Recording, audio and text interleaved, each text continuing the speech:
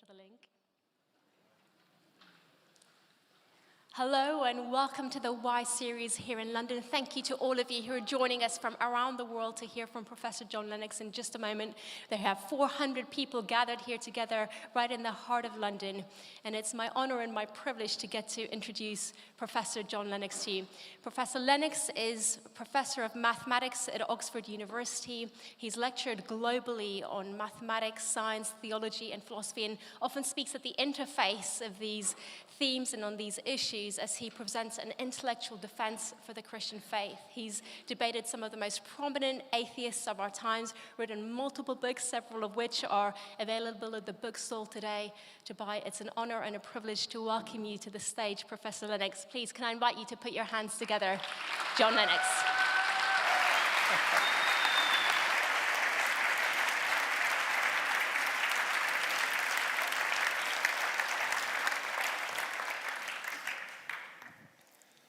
Well, ladies and gentlemen, I hope you're sitting comfortably because I have decided to join you in sitting comfortably. You know, there's very good biblical precedent. Our Lord sat and taught. And during the years where I traveled to Russia, I discovered that it was normal to sit and teach. So that we can share this afternoon as we think about this very important question. Irrational, are God and faith anti-science and anti-reason? Now, if you look at the pictures there, you'll see me sitting beside Richard Dawkins. And interestingly enough, he founded what he calls the Foundation for Reason and Science. He is probably the world's most famous atheist and would regard the concept of faith in God as being irrational and, in fact, delusional. The interesting thing is that the building in which we're sitting there is the Natural History Museum in Oxford. It was erected to the glory of God as a deliberate attempt to display some of the magnificent things we find in creation. And interestingly enough as well, it was paid for by surplus profits from the Oxford University Press's sale of Bibles.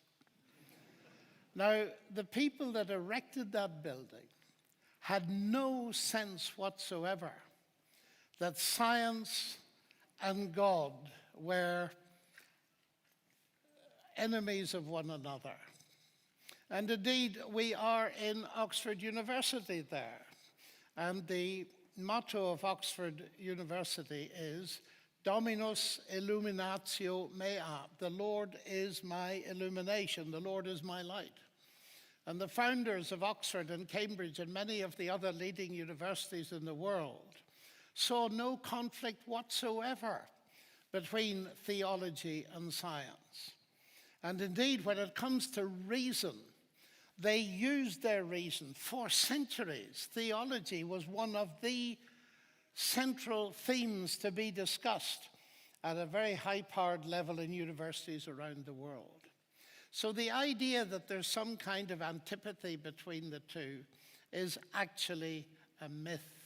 And it's very easy to see that it is a myth because I would like to suggest to you that if we look, say, at the Physics Nobel Prize, and you take the two individuals you see in front of you, on the left is Steven Weinberg, who won the Nobel Prize for Physics, and on the right is Charles Townes, who won it as well.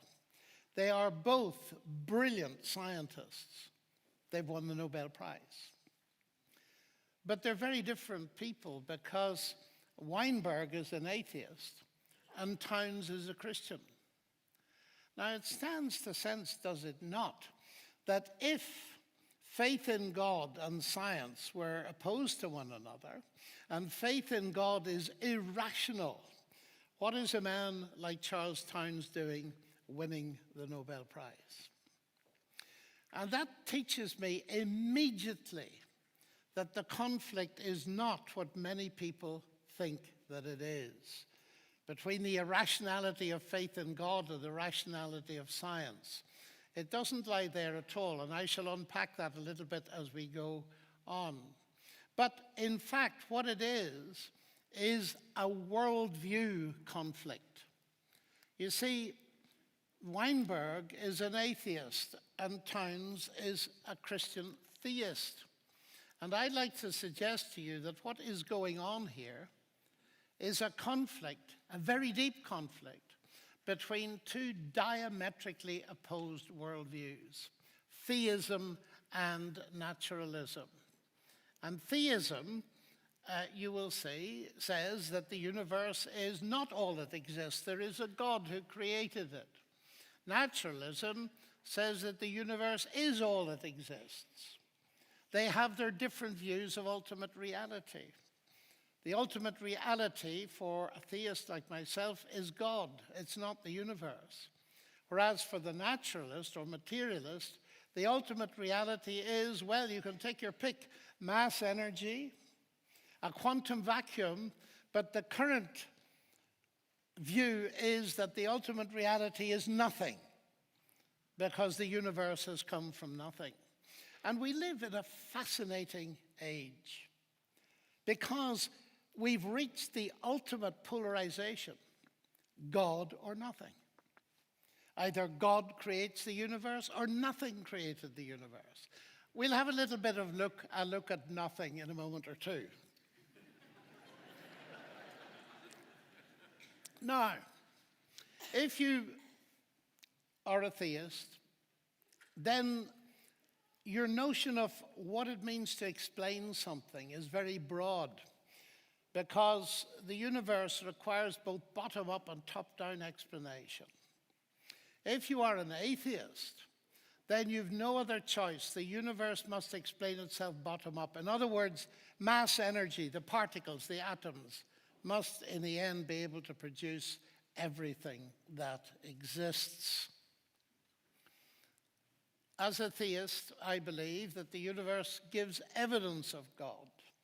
But I'm well aware there are many people who think the exact opposite, that the universe gives absolutely no evidence of God. We're facing two diametrically opposed worldviews. There are representatives of them in Oxford University and every other university. They form the major divide in the academy. Now, I am aware there are other worldviews, pantheism, for example. But the major ones that enter the dialogue are the worldview of theism and the worldview of naturalism. And the real question is, where do science and rationality fit? Do they fit best with atheism, as Richard Dawkins would claim, or do they, as I would claim, fit best with theism? Now, the difficulty is when you begin to deal with this, people have so swallowed the myth that faith in God is irrational that they come to conclusions like that of Stephen Hawking. Religion is a fairy story for those afraid of the dark. Now, Stephen Hawking is a brilliant scientist. He was just ahead of me at Cambridge. I remember him well. He's light years ahead of me in his intellectual capacity as a theoretical physicist and mathematician. But this statement, religion is a fairy story for those afraid of the dark, is not a scientific statement. It's simply a statement of his own belief, his own faith. Now, the title has to do with, are God and faith anti-reason and anti-science? And we need to ask the question, faith in what? You instinctively think of faith in God, but God and faith are separate in the title. So it's actually raising something a little bit deeper than that. Because this is an expression of Hawking's faith. He believes that religion is a fairy story for those afraid of the dark. And what we need to take on board is this. He's going beyond science. And so, I put it this way, statements by scientists are not necessarily statements of science. In fact, I was asked to comment on his view about religion, and they wanted a one-liner, so I gave the one. I said, atheism is a fairy story for those afraid of the light.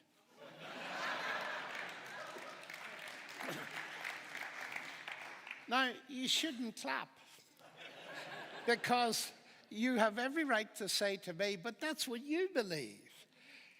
That's fine, so long as we can see that these are statements of belief. What we've got to ask is there any evidence to support them? And I want to adduce some evidence from 3 different sources. The history of science first, the nature of science and its philosophy, and possibly some of the results of science. In other words, I'm interested in faith being evidence-based. Because after all, what does faith mean? Fides in Latin is the word from which we get fidelity, trustworthiness. Now, this applies to every area of life, not just to religion. Because what has happened is people like Richard Dawkins define faith to be a religious word which means believing where there's no evidence. That's sheer nonsense. Faith is an ordinary word that we use every day. We trust so-and-so. We believe in that fact. And of every statement of faith, whether it's faith in Ireland to win the Six Nations or whether it's faith in something else, you can ask, what is your evidence? Why do you trust that person? That is the kind of thing we mean by faith. Now, the interesting thing is that faith, in this more general sense, is essential to science. And that shocks many people. They think, no, science doesn't involve faith, it involves reason. But half a minute. You reason to get to your beliefs. Your faith is based on reason. They're not opposed to one another. They're involved in one another. And C.S. Lewis once, when he was summing up the work of Alfred North Whitehead, came to a conclusion which is generally agreed with nuances. There's a vast literature in this. But it's a good summary. Men became scientific because they expected law in nature. They expected law in nature because they believed in a lawgiver. In other words, far from belief in God hindering science, you could argue that it was the very motor that drove it. And there, as I say, is a big literature on Christianity and the rise of modern science. Here's a view by an eminent academic in Australia. Christianity, he writes, or above all, the biblical doctrine of creation is itself the creator of the methodology of modern science. We don't hold the Greek perspective anymore, in spite of the fact that people keep looking back to it as the origin of science. It is not the origin of science. The book of creation is the origin of modern science, the book of Genesis. And so if you go back to the 16th, 17th century, you will see that the major founders of modern science were, without exception, believers in God, like Galileo, like Johannes Kepler, who said something that, of course, all mathematicians ought to delight in. The chief aim of all investigations of the external world should be to discover the rational order which has been imposed on it by God and which he revealed to us in the language of mathematics. And then there's Isaac Newton. Don't doubt the creator, because it's inconceivable that accidents alone could be the controller of this universe. Now, these are some of the brightest people that have ever lived. These are the founders of the science to which we all owe so much in terms of its technological spin-offs. They believed in God. So the idea for them that faith and God are irrational and opposed to reason and science is sheer nonsense, historical nonsense. But then we come to something that takes the opposite point of view. Stephen Hawking, I remember that times when it appeared God did not create the universe. Now, the interesting thing about Stephen Hawking is not simply his genius, but the fact that he, until relatively recently, occupied the Lucasian chair in mathematics at Cambridge. The second holder of that chair was Isaac Newton. And here we have the interesting thing, which can focus our problem very well. Isaac Newton discovered the law of gravitation. He believed in God. Stephen Hawking, who occupied Newton's chair at Cambridge, uses gravity as a reason not to believe in God. Now that can focus the question, at least for me, it focuses it admirably. How do you get from Newton to Hawking? And what reason would you have for adopting either perspective? Now, Hawking's central reason for not believing in God is stated in his book called The Grand Design, a co-authored book. In the first famous bestseller, A Brief History of Time, he left little space in the last line for the possibility that there might be a God. But Hawking, much more recently, has declared explicitly that he is an atheist. And here it is. Because there is a law of gravity, the universe can and will create itself from nothing. And you see the word nothing appearing again. So let us have a look at this. How do we get from Newton's theism to Hawking's atheism? And I want to suggest, and I'm putting it deliberately very provocatively, that there are three major problems. First of all, there's false logic. Secondly, there are false ideas about the nature of God. And thirdly, there are false ideas about the nature of scientific explanation. So let's have a look at it. False logic. Let's analyze this statement. Now, I know at this kind of a time on a Saturday afternoon, logic may not be everybody's chief interest, but nevertheless, let's try. Because there is a law of gravity, that is because there is something. The universe can and will create itself from nothing. Flat contradiction number one. Because there's something, the universe can create itself from nothing. Secondly, because there is a law of gravity. Notice he does not say because gravity exists. But what would a law of gravity mean if gravity doesn't exist? Because laws only describe things that exist. And so he is again open to serious criticism about a confusion of the nature of law. You see, the laws of nature, ladies and gentlemen, can't create anything. They cannot even move things. For instance, Newton's laws of motion never moved a billiard ball in the history of the universe. People with cues do that. The laws describe the motion. They do not create it. And then, again, the universe can create itself from nothing. Well, if I say to you, X creates Y, what does that mean? Well, roughly speaking, if you've got X, you'll get Y. If I say X creates X, what does that mean? If you've got X, you'll get X. And what does that mean? It means that nonsense remains nonsense even if scientists write it. This is sheer nonsense. At three different levels, actually. And when I first read it, I was amazed. Now, please, Stephen Hawking is a genius, a mathematical genius, a physical genius. But Einstein once warned us, the scientist is a poor philosopher.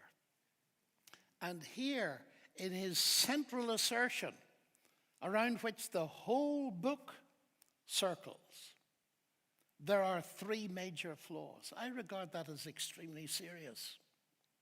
But let's go on, because you could have a lot of fun with nothing. Indeed, these days I sometimes give a lecture on nothing. Nobody listens to it, of course. But just listen to this. Now, Lawrence Krauss is a very famous astrophysicist from Arizona State University. And he's written a book called A Universe from Nothing. And early on in the book, you read this: surely nothing is every bit as physical as something, especially if it is to be defined as the absence of something. What? That is absurd, ladies and gentlemen. Now, what concerns me is, if you look at the wider context, these are attempts to get rid of the idea of a creator as irrational. But we've just examined two statements that are profoundly irrational, given as evidence for atheism. Something is going on here. And I'm going to increasingly suggest to you it's not faith in God that's irrational. It's actually atheism that leads to the irrational. But we'll investigate that. The second point was that false ideas of God. You see, if you say irrational, God, faith is anti-reason and anti-science, you would need to ask, what kind of God are you talking about? Now, when I was young, which is a very long time ago, nearly a century ago probably, if I spoke to a gathering like this about God and used that word, everybody would immediately understand I was talking about the eternal God, the creator and sustainer of the universe, the God of the Bible. That's not understood anymore. In fact, it's very common to say, well, God, Jehovah of the Bible, is just like one of the Greek gods, Artemis, Aphrodite, or Zeus, and so on and so forth. That kind of a God. Now, the problem with that is, and I didn't notice this for a very long time, is that that's the kind of God, the Greek God, like the God of lightning, is the kind of God that Hawking and co. think that I believe in. Now, that kind of God is now called a God of the gaps. Put crudely, I can't explain it, therefore God did it. That kind of notion. And you've all come across it. The Greeks didn't understand lightning, so they invented a God behind it. But if you study a bit of atmospheric physics, that God will disappear. It's just a God of the gaps. And you may all have seen that lovely cartoon, much beloved of mathematicians. A big complex bit of mathematics on the left, a complex bit on the right, and in the middle, then a miracle occurs.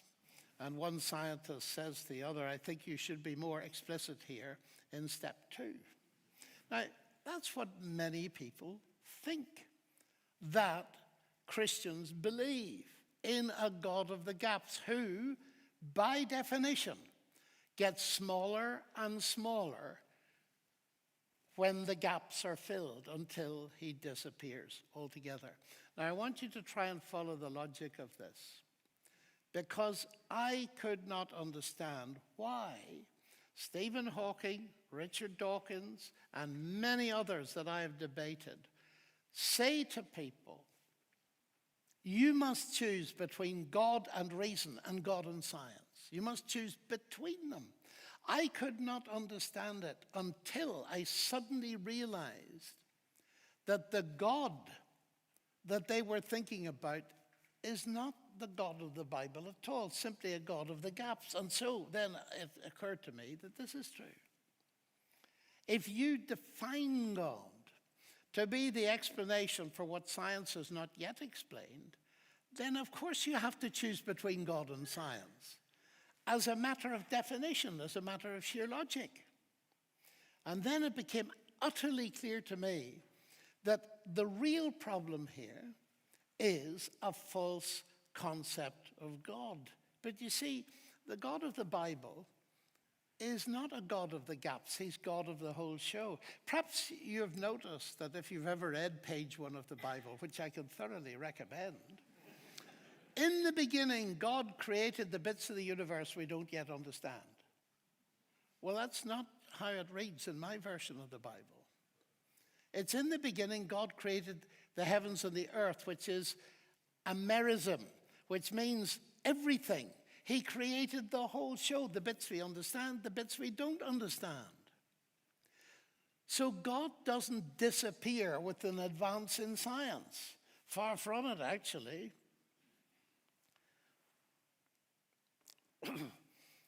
The other big statement is, in the beginning was the Word. All things came to be through him, and without him nothing came to be that came to be.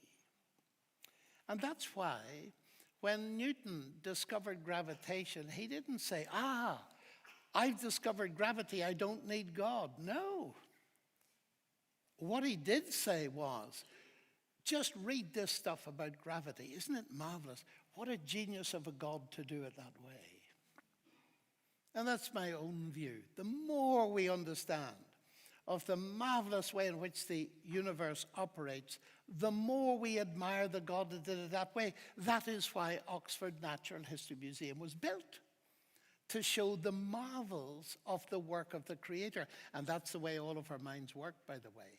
The more you understand of art, the more you can admire Rembrandt, not the less. The more you understand of engineering, the more you can admire a turbofan jet, not the less. And so the more we understand of the universe, the more we can worship the God who did it that way. Science is not competing at all with belief in God. But now we come to the third major point. False ideas about the nature of scientific explanation. See, what do we mean by explanation? I came across the law of gravity at school. I found it very interesting, and I enjoyed teaching students for many years how you can derive the motion of the planets from Newton's laws. But I was not taught quite correctly at my school, because they told me that the law of gravity explained gravity. It doesn't. Later, of course, I came to read Newton's famous work, the Principia, where he explicitly says, I've no idea, I'm paraphrasing the Latin now, I've no idea what gravity is. What he did was brilliantly discover a law that enables us to do calculations that we can land people on the moon and all this kind of thing. But the law of gravity does not tell you what gravity is. Nobody knows what gravity is. Nobody knows what energy is. And therefore, just staying within the science, the fascinating thing I began to realize is this: even within science, a scientific explanation doesn't even explain all the science. It's limited in its power. But the trouble is, when someone says, but there's a scientific explanation, A, they're not told that it is likely to be incomplete, and B, it's not the whole explanation of the phenomenon, rarely in any instance.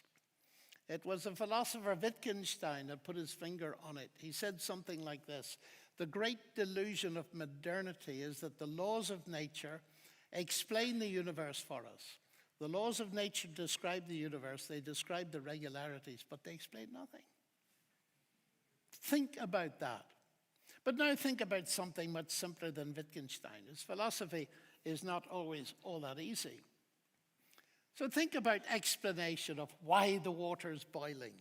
Well, it's boiling because I've got a kettle and there's a gas flame, and the heat from the flame is being conducted through the base of the kettle, and it's agitating the molecules of water. They're moving faster and faster and faster. That's why it's boiling. And you say, no, that's not why it's boiling. And I say, why is it boiling then? I want a cup of tea. Now, why are you laughing? Think about your laughter. What amuses you is that you realize instinctively that that is a silly point to make, because there are two perfectly valid explanations of why it's boiling. The scientific one and the personal desire one. I want a cup of tea. What we're now in the realm of is distinguishing levels of explanation.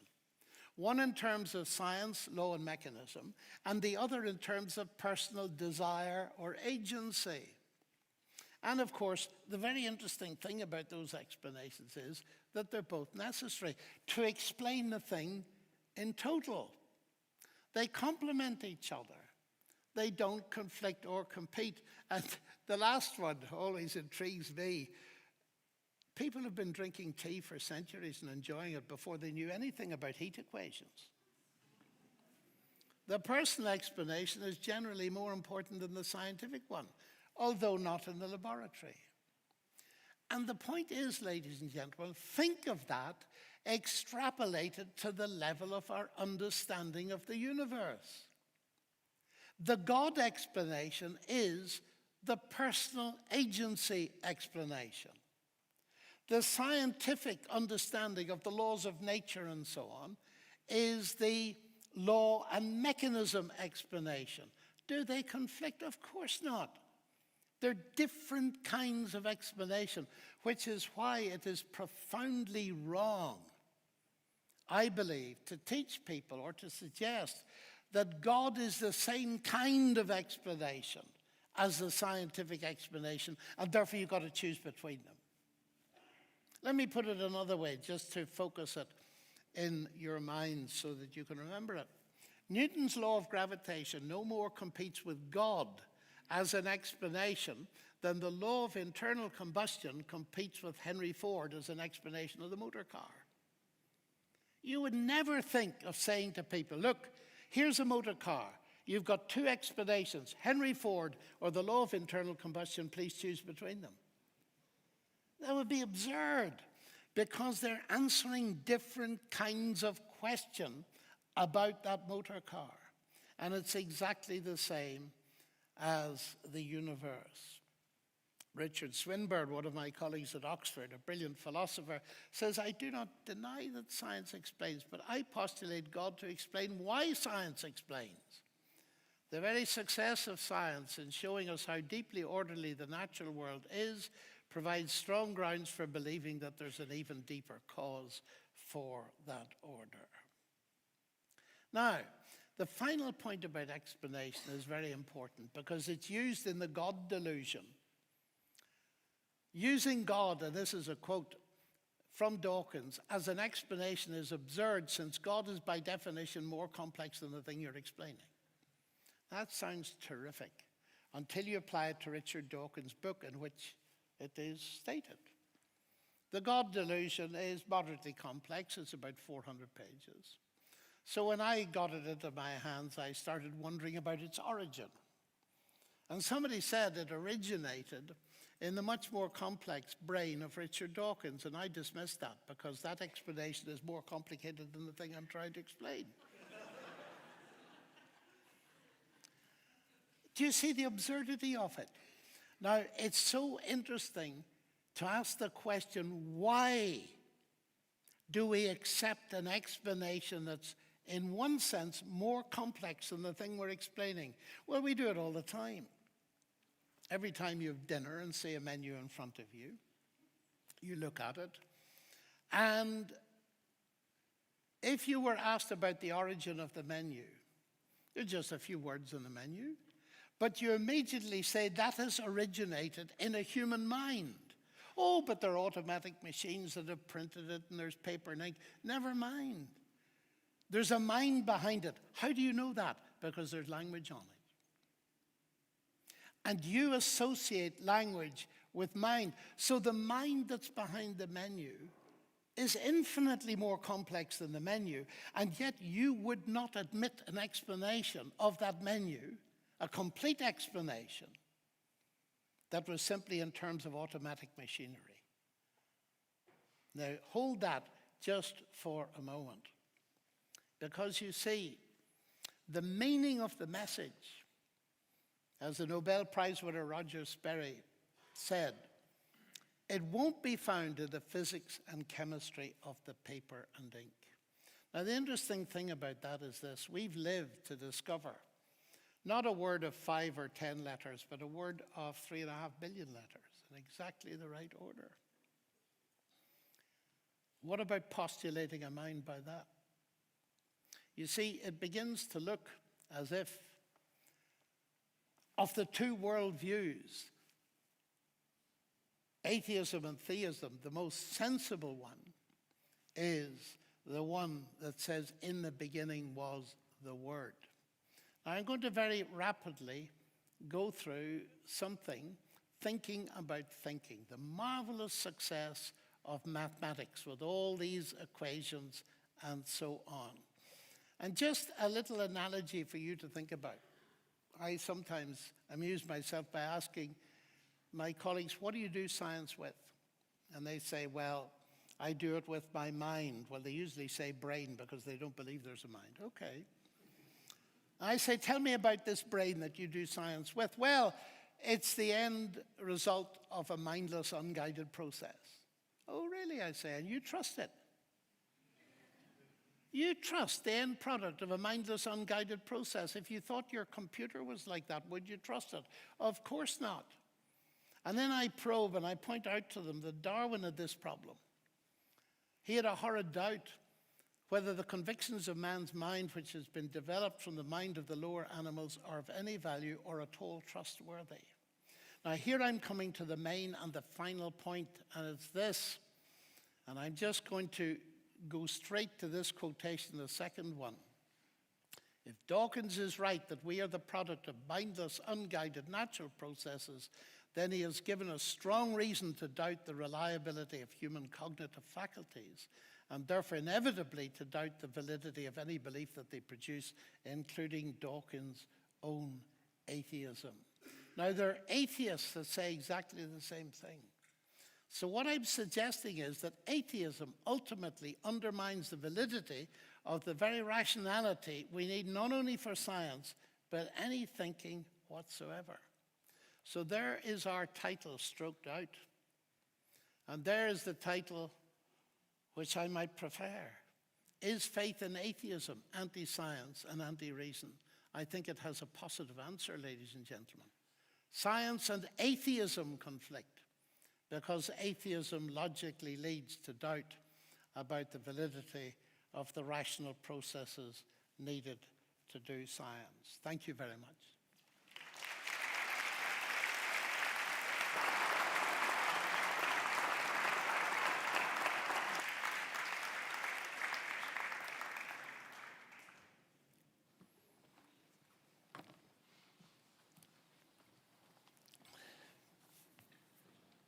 John, I'm hoping that by joining you here on stage, there'll be a transfer of some of your intellect and gifting. So here we go. I'm hoping the same thing. We've had loads and loads of questions come up on Pigeonhole. Let me see if I can read you some of them, John, and maybe I can give you just the first 3 that have come up.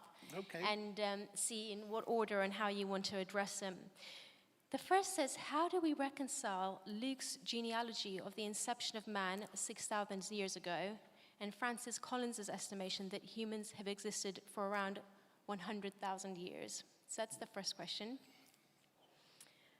A second question that's come through, I don't know if this is by a friend of yours or not, because it makes an assumption. You and I both reject evolutionary anthropogenesis and that we are God's special creation created from scratch. Why do scientists say that there is so much evidence that humans evolved and were not created? And a totally separate one, a third one, some hide behind God's sovereignty. If he's all-knowing and all-powerful, then he knew that I would be a naturalist. Therefore, I have nothing to be blamed for. I'm his fault. And what's your response to that? So 3 really easy starter questions. As you can see, we prepped them beforehand, just so you know. I missed the last one. Let me read it to you again. Some hide behind God's sovereignty. If he is all-knowing and all-powerful, then he knew that I would be a naturalist. Therefore, I have nothing to be blamed for. I'm his fault. That could be said on so many things. I'm his fault. What's your response? Okay, I understand that very well. The question brought up by, the issue brought up by the first two questions is the huge question of evolution and so on. And I think rather than just plunge into details, how I would start my thinking, because this is really a topic for a lecture which I did not give. And it's important that you realize that nothing that I have said depends on evolution either way, except for my mention of the significance of DNA. Now, let me say a couple of things. Firstly, many people are confused as to what the word evolution actually means. There are at least 5 different meanings. Now, I'm not going to go through them all. But the basic confusion is this. It was perpetrated by Richard Dawkins and perpetuated by him in a very famous book. And in that book, he says that Darwin's natural selection, that mechanism he discovered, is responsible for the existence and the variation of all of life. He has had to retract the first part of that because evolution, understood in the normal way, can only operate, whatever it does, once you've got life going. It cannot explain the origin of life at all. And that's an infinitely greater question. And it's the one that, as a mathematician, interests me most. The chemists, and there are some very high-powered chemists that I know very well, just say we know nothing from a scientific perspective about the origin of life. Now, the problem is this. The real difficulties are with the origin of life, and that's why people concentrate on the other thing. The question of how much does natural selection do and how much does it not do? Now, it clearly does something. Just look around at this room. There was selection going on. Your father married your mother and so on. And for all I know, there may even be selection going on in this room. It does happen at conferences like this and so on. And the point is that means that we all look different, but we're all human. Now, as a mathematician, and I must speak as one, I'm not a biologist. So I'm out of my field here, although I read as much biology as I can. And as a mathematician, there is great skepticism because from what I can see is that clearly natural selection, mutation, and so on do something. But the question is, does the mechanism, will it take all the weight that's put on it? And there I am very skeptical. And I notice an increasing number, it's small at the moment, of biologists, and they're the ones that consult on this, are getting more and more skeptical about it. Because it's very easy to say, as Dawkins does, it's very small increments and so on. And yet then somebody else comes in and say, oh, no, evolution went in huge leaps. How did those happen? And it's stating the actual mechanism by which something happened. That's where the difficulty is. You see, let me wear my atheist hat. I wear it every Saturday. Let me wear an atheist hat for a moment. If I'm an atheist and a materialist, then evolution is the only possibility. Matter has got to be able to organize itself into life, and life has got to be able to organize itself in increasing complexity up to humans and their minds. But where's the evidence that a mechanism can actually do that? I feel the verdict is increasingly out. Now, Francis Collins, I regard him as a friend. And he and I have discussed these things and so on. You see, the basic issue between us, if I may be quite open about it, and he wouldn't mind that because he would say something against what I'm about to say, is this. All scientists who are Christians seem to agree that there was what we call a singularity at the start of the universe. They call it the Big Bang. They've no difficulty in God being involved in that in a special way. Secondly, coming up to much more recently, Francis Collins and I would sit here together and affirm that Jesus Christ literally rose from the dead. So we believe in supernatural intervention much more recently. In fact, more than that. If you read his book and hear how he became a Christian, you'll discover that he agrees with me that becoming a Christian is a supernatural intervention of God. So that's even more recent, isn't it? The area of disagreement, ladies and gentlemen, is were there more events of that discrete kind in history near the beginning? God creates the universe. That's God's direct intervention. But what about life's beginning and human life's beginning? My own view is this, that these are discrete historical events where God did do something. Now, the very interesting thing about the Genesis account is it simply puts it, and God said, and God said, and God said.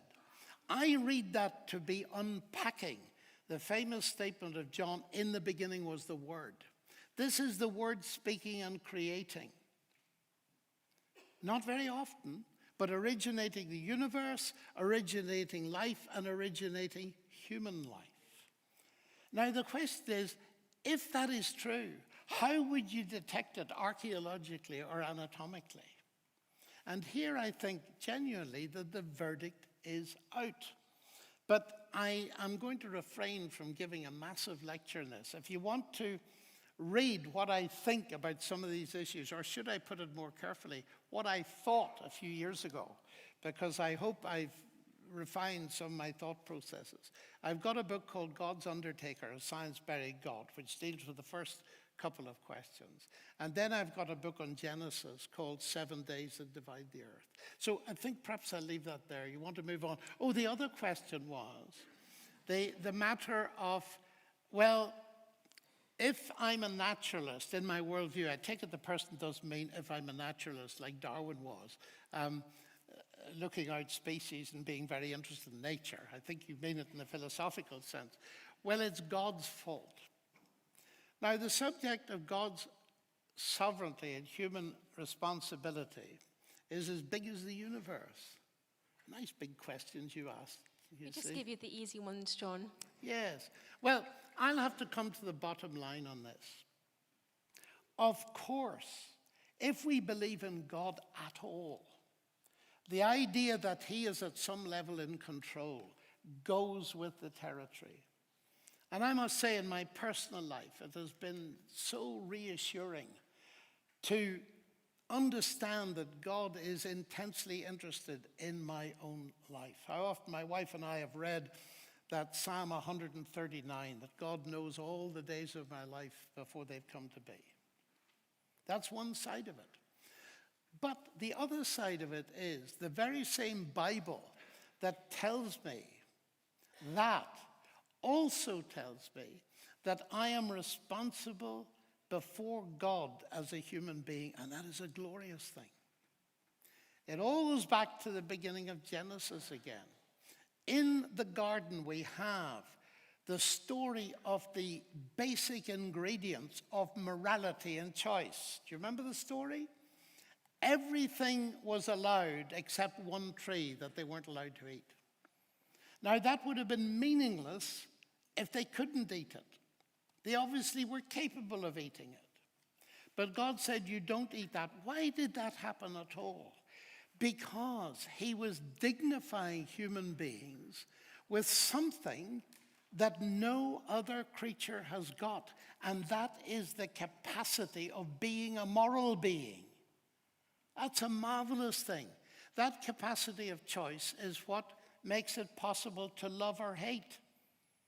It makes it possible to do good or to do evil. It means that in the image of God, we are moral beings. Now, the bottom line is this.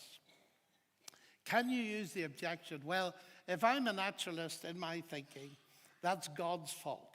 It isn't God's fault. The bottom line for me, ladies and gentlemen, and this is a huge topic, the bottom line for me is this, is that one day I will be judged. And the criterion of judgment from the Christian perspective is whether or not I've believed in Jesus Christ. That would be utterly meaningless and utterly immoral if I hadn't the capacity to do that. So let me phrase myself carefully. The gift of the capacity to trust is something everybody possesses. It's one of God's greatest gifts to us. The issue for me as a human being is whether I use that gift to trust God or to reject him. And if that's what I will be judged for, then I may be absolutely sure, since God is utterly righteous, that I have the capacity to do it. John, I wonder if I can ask you some follow-up questions that are coming through on Pigeonhole, some related and some not. One is about scientific claims in the scriptures and scientific facts or mistakes, as this question suggests. What about all the scientific errors in the Bible, is the question. Noah's Ark and the flood, the absence of dinosaurs, and that the earth is flat. So a question about the specific claims of the Bible and their accuracy. There's a second question. Well, let's take the first question. Just one at a time? Sure. I'd love to know where the Bible says the earth is flat. That's news to me. Secondly, this idea that there are scientific errors. It might be better to say the claim is that they're errors of fact. Now, the ones mentioned there were the flood. Is the flood an error of fact? My initial reaction to that would be to point out that every legend, mythology, tradition in the world, there is a memory of a huge flood. I'm not so sure that it is an error of fact.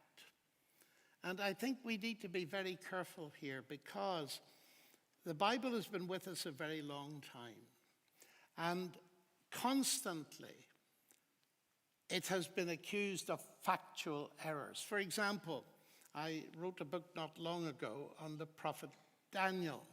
It used to be dismissed because it mentions a Belshazzar's feast.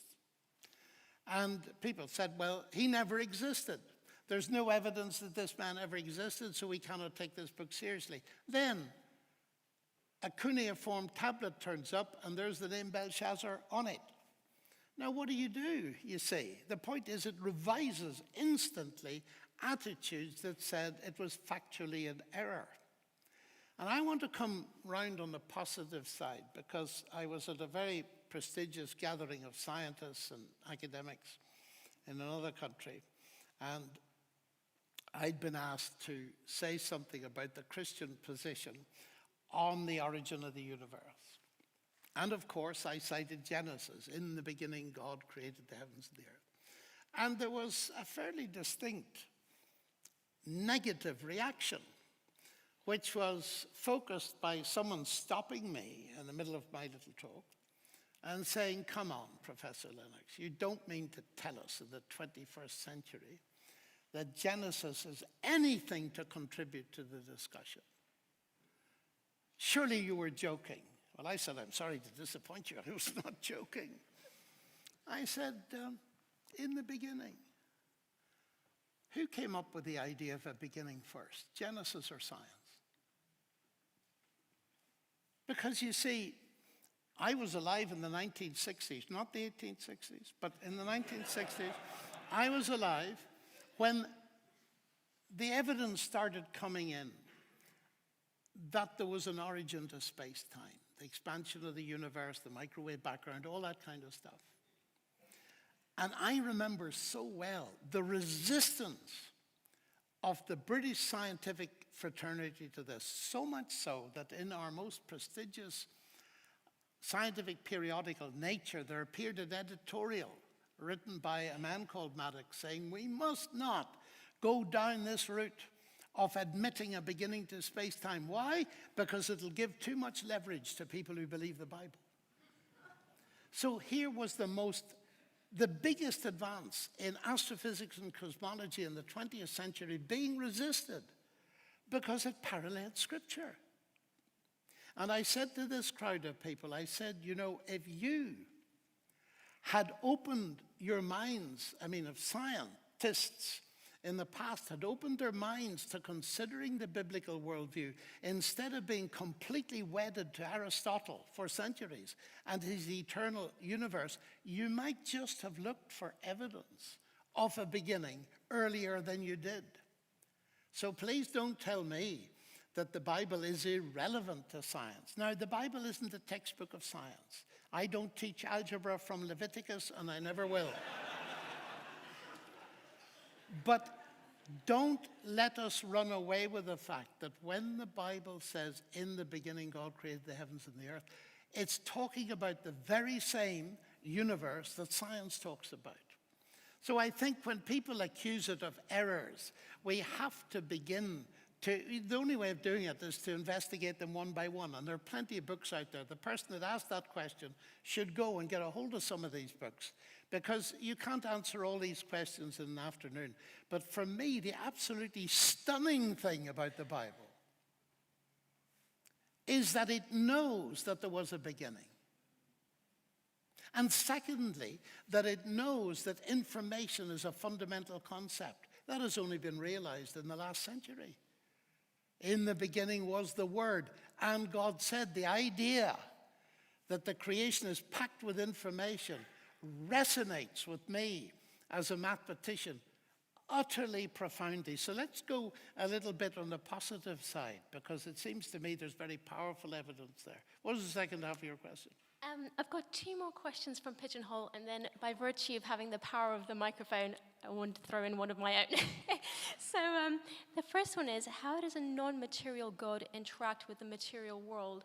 And I wonder, John, if you could speak more broadly to people here and the 1,000 and plus who are listening around the world, something of your own experience of if there are people who want to engage with God more personally as well, what you might say to them about how they might encounter God, how they might hear from God, how they might experience God. So, well, I will answer that question if you will answer me how my non-material mind interacts with my material body. It's the same problem, ladies and gentlemen. The interesting thing is we have been brought up, many of us, though not all of us, with the idea that the material is the real stuff. It's the real stuff. And the spirit is all airy-fairy, and the immaterial is, well, just a minute. Actually, it's the immaterial tends to be the real stuff. Now, I've just mentioned a moment ago information. Information is not material. And here's the great irony of 21st century science. It's come to see that an immaterial quantity is utterly fundamental to science. That's the end of materialism, of course, as far as I'm concerned, without even going in the direction of God. Now, all I can do is say what the biblical claim is. It is that the fundamental stuff of the universe is not matter at all, it's spirit. God is spirit. Now, what is spirit? Well, when it comes to questions like that, it's like saying, what is gravity? Or what is time? As Augustine said, we all know what it means until we try to define it. And therefore, we have to step back and ask ourselves, does it make sense to understand that there is more than one kind of being, if you like, around? More than one kind of substance is not a good word. Is it a more sensible explanation through our experience and everything else to understand the universe as monist, it's only one kind? Or is there, dare I use a dread word for some philosophers who I see around, is there more to dualism that a lot of people will allow? And as I understand it, I have this problem in understanding myself. You see, I can influence the atoms in your body without touching you in this room, all of you, instantaneously. All I need to do is shout fire. And you'll all move. And here is something immaterial, a bit of information, F-I-R-E, and it'll get you moving. How does that work? Nobody knows, ladies and gentlemen. Just nobody knows. And I can focus this down just by telling you, can I tell them a brief story? When I was faced with 1,000 physicists, and one came up to me and he said, and it's a question like this, he said, you know, it was a lovely talk, he said, but I detect you're a Christian. He was pretty sharp. And, and he said, look, he said, you're obliged to believe that Jesus Christ was man and God at the same time. I said, that's right. So he said, come on now, he said, not in the 21st century. So I said, well, you've asked the question, can I ask you one? He said, sure, ask away. I said, tell me, what is consciousness? I don't know. I said, that's okay. I'll take an easier one then. What is energy? Well, we can measure it and I said, what is it? A longer pause. I don't know. Oh, I said, do you believe in consciousness and energy? He said, yes. And you don't know what they are? No. I said, should I write you off as a physicist? Oh, please don't, he said. You were going to write me off, weren't you? When I claimed to believe that Jesus Christ was both God and man. He said I was. I said, are you going to do it now? See, ladies and gentlemen, this kind of thing goes way beyond our understanding. We don't know what the words non-material means. We don't even know what material is. And the point I was trying to demonstrate to him then and to you now is that we don't have to completely understand concepts in order to believe them. So I said, you tell me, to this man, why you believe in consciousness and energy. Well, that was a bit difficult. So I helped him out being kind Irishman. I said, I think one of the reasons you believe in them is because those concepts, even though you don't understand them, they have explanatory power. He said, that's right. Well, I said, that's what I believe about Jesus Christ. I don't understand it. It's way beyond matter and energy and everything else. But the only explanation to me that makes sense of the facts, particularly what comes through the Bible and my own personal experience, are that Christ is both God and man. It has explanatory power. And that is enough for me, as it is enough for you when it comes to much lesser things. Now, that doesn't really answer your question, but it's a start of an answer. Unfortunately, we only have a few minutes left, so I'm going to be selfish and ask you one of my own, John. Oh, okay. I wondered, as you can see, there are several hundred people in the room here, over 1,000 watching on the live stream or from all over the world. And I wondered if you could just take a few minutes to share something of your heart with us. If you wanted to give us a message or a commissioning of any kind, what would that be? What message would you want to share with those who are listening online and those in the room? Can I put this on again or not? Is it difficult to put my slides on again? It's possible, John. Which one do you want? Just the last one. This one here. But They should come up. if they don't, they don't. No, they're not going to. Don't worry. What I would say to you is this, and it's lovely to have people watching around the world, that what you've heard me say is only a start. It's only a start because all we've dealt with is the proposition, is it irrational to believe in God? Is it anti-science and anti-reason? The answer is no. And I have mentioned that to me, the biblical account makes much more sense. In the beginning was the Word. But that's only the start of a huge story. And as a human being, I look for a story. I look for a narrative into which is big enough to fit my life into. Now, where does it fit into this story? And one of the reasons I'm a Christian, as distinct from anything else, is that the biblical story I find is big enough for me to fit into it meaningfully. Now, what do I mean by that? In the beginning was the Word, but then the next step is the Word became human. That God himself, who created and upholds this universe, became human, Jesus Christ. Why did he do that? Because God from the very beginning is interested in the unique species that is made in his image. Nothing else in the universe is made in the image of God. The stars and the sun and the flowers show his glory. They weren't made in his image. You were. That gives every one of us a huge dignity as creatures. But it's bigger than that. Because we've been dignified by this capacity to choose, we've misused it. We all know that. We all know we've misused it. And that's why often when God is talked about, we get afraid of the idea rather than saying how wonderful, because we don't want to get too close. And the magnificent thing about Christianity, and may I say it frankly, Christianity competes with no other religion. How's that? Because it offers me something that no one else does. It offers me the knowledge of a personal friendship with God and forgiveness, and we all need forgiveness. And in our quieter moments, we know it. Forgiveness and a relationship with God which doesn't await some final decision after death, but starts now. That is unique in all of world history, philosophy, religion, and everywhere else.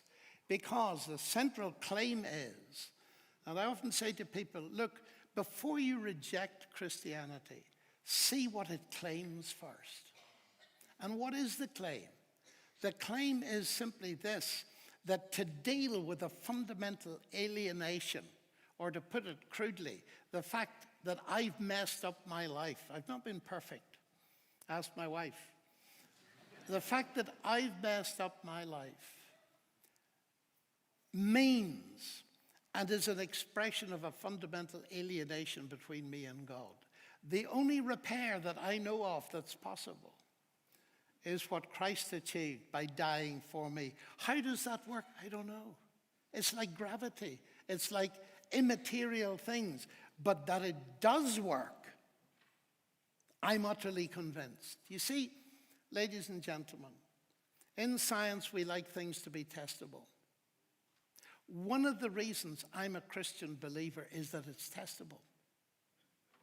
You see, Christ promises that if we face the mess we've made and repent, change our minds, then he is prepared to receive us, accept us, and pardon us. But not only that, to give us new life and new power. And you can test if that works. When you see again and again and again people, young people particularly, over my life I've watched it, where they've nowhere to go, they've no meaning, some of them are in despair, and they come to trust Christ. And you meet them 6 months later and their lives are totally changed. When you see that again and again, you add 2 and 2 and you get 4. This transformation of life has something to do with a commitment to Jesus Christ. And so my message to all of you is this. If that's meaningful to you and you've experienced it, you cannot keep it to yourself. And you can go out into our society without feeling ashamed that it's all anti-scientific and irrational. It's the exact opposite. If God hadn't created the universe, scientists would have had nothing to do. And so I would encourage you to examine it. Commit yourself where you feel there's enough evidence. Because you see, Christ is perfectly fair. He wants our faith to be evidence-based. And so he gives us the evidence in the New Testament, in the lives of other people. So if you're not sure about these things, start reading the New Testament, ask your questions, but also get a hold of some of the people around you who live credible Christian lives and ask them what it's all about. Thank you very much. John, thank you. Professor John Lennox.